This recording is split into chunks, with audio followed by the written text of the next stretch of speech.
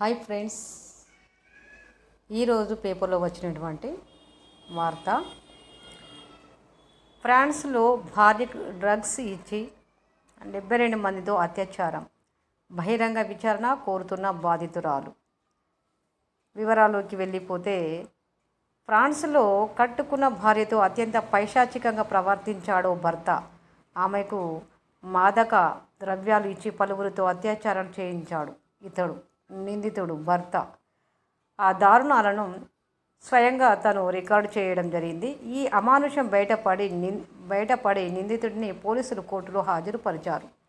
ప్రభుత్వ రంగ సంస్థలో ఉద్యోగి అయిన 71 ఏళ్ల నిందితుడు రాత్రిపూట ఆహారంలో రహస్యంగా డ్రగ్స్ కలిపేవాడు. ఆమె మత్తులోకి జారుకున్నాక కొందరు వ్యక్తుల్ని ఇంటికి పిలిచేవాడు. వారు ఆమెపై లైంగిక దాడికి పాల్పడుతుండే రహస్య కెమెరాలో రికార్డు చేసేవాడు. 2011 నుంచి 2020 మధ్య ఇలా జరిగినట్లు పోలీసులు గుర్తించారు. 2020లో ఓ షాపింగ్ సెంటర్లో నిందితుడు కొందరు మహిళలను రహస్యంగా వీడియో తీస్తుండగా సెక్యూరిటీ గార్డు గుర్తించి పట్టుకున్నాడు. అనంతరం పోలీసులు అతడి ఫోను, కంప్యూటర్ను తనిఖీ చేయగా సొంత భార్యతో చేయించిన ఆకృత్యాలు బయటపడ్డాయి. మొత్తం 72 మంది 92 సార్లు ఆమెపై అత్యాచారం చేయించినట్లు దర్యాప్తులు తేలింది.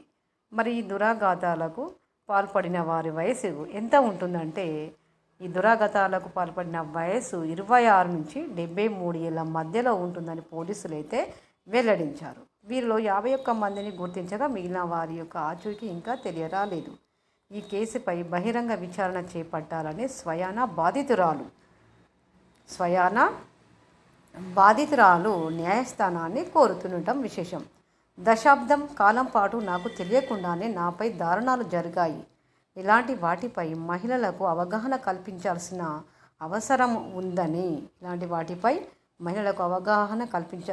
అవసరం ఉంది అని ఆమె అంటున్నారు. విచారణకు తన 3 పిల్లలతో కలిసి బాధితురాలు కోర్టుకు హాజరైంది. ఇక్కడ 3 పిల్లలు ఉన్నారట. మరి నిందితునికి కూడా 3 పిల్లలు ఉన్నారట. ఎంత మంచి పని చేశాడో కట్టుకున్న భర్త. భార్యకు డ్రగ్స్ ఇచ్చి పైశాచికంగా ప్రవర్తించాడు అని అంటే ఎంత దుర్మార్గుడో తెలుస్తుంది. మరొక వార్త చూద్దాం. రాజకీయ నాయకులు తలుచుకుంటే ఏదైనా చేయగలుగుతారు కదా.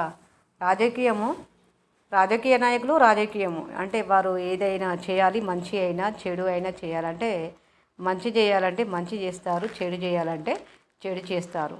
కాబట్టి వీరు తలుచుకుంటే ఏదైనా చేస్తారు అని అన్నవారు ఎవరు అంటే మలాలా యూసఫ్జాయ్. వైద్యులు రోగులకు చికిత్స చేయగలరు, బాగా శ్రమించి గాయాలైన వారి ప్రాణాలను రక్షించగలరు. కానీ రాజకీయ నాయకులు తలుచుకుంటే ఏ ఒక్కరికి గాయం కాకుండా నివారించవచ్చు.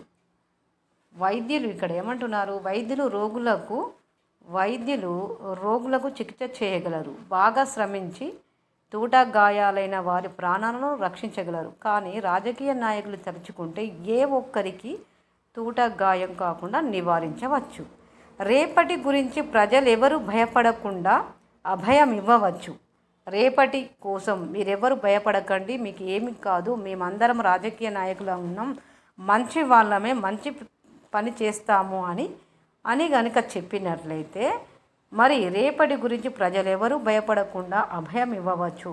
రాజకీయాలకు ఉన్న శక్తి అలా ఉంటుంది అని మలాలా యూసఫ్జాయ్. మరి ఈమె నోబెల్ శాంతి బహుమతి పొందింది. ఈమె 1997 సంవత్సరంలో జన్మించింది. అతి చిన్న వయసు ఈమెకు, అతి చిన్న వయసు అన్నమాట. మలాలా యూసఫ్జాయ్ నోబెల్ శాంతి బహుమతి గ్రహీత కదా. రాజకీయ నాయకులు ఏది చేయాలన్నా, మంచి చేయాలన్నా, చెడు చేయాలన్నా, ఏది చేయాలన్నా కూడా మరి వారి ఒక్కరికే సాధ్యం అవుతుంది. వారు కనుక అభయం ఇచ్చినట్లయితే ప్రజలు ఏమీ భయపడకుండా వారి పనులు చేసుకుంటారు అని ఇక్కడ మలాలా గారు చెప్పడం జరిగింది. ధ్వంసమైన ఇల్లు, నిరాశ నిండిన కళ్ళు. ఖమ్మం, మహబూబాద్, సూర్యాపేట జిల్లాలను కకావికలం చేసిన వరద. ఇల్లు బురదమయమై పొలాలు రాళ్లపాలై దయనీయ పరిస్థితులు. ఖమ్మం జిల్లాను, మహబూబాబాద్, సూర్యాపేట జిల్లాలను మొత్తము ధ్వంసం చేసింది. ఇక అక్కడ ఉన్నటువంటి ప్రజలకు నిరాశ ఎదురైపోయింది. వారి యొక్క వస్తువులు, వారి యొక్క ఇండ్లు అన్నీ జలమయమైపోయాయి. మరి చాలా దయనీయ పరిస్థితిలో ఉన్నారు ఇక అక్కడి నివాసులు. బురదలో ఒక తల్లి బురదలో తన పిల్లల దుస్తులను వెతుకుతుంది. పిల్లాడు పాల కోసం గుక్క పట్టి ఏడుస్తున్నాడు. మహిళ తలుపులు లేని ఇంటిని చూస్తూ తల్లడిల్లుతుంది. ఇంటి పెద్ద తడిసిన బియ్యాన్ని నడి బజార్లో రాశిగా పోస్తున్నారు. అవ్వ తన గూడును బాగు చేసే దిక్కు లేక అల్లాడుతుంది. విద్యార్థిని తన పుస్తకాలు ల్యాపి కనిపించక ఏడుస్తుంది. అన్నదాత మునిగిన పంటను కాపాడుకునేందుకు తన్లాడుతున్నాడు. డ్రైవర్ బురదలో కూరుకున్న ఆటోను చూసి కన్నీరు పెడుతున్నాడు.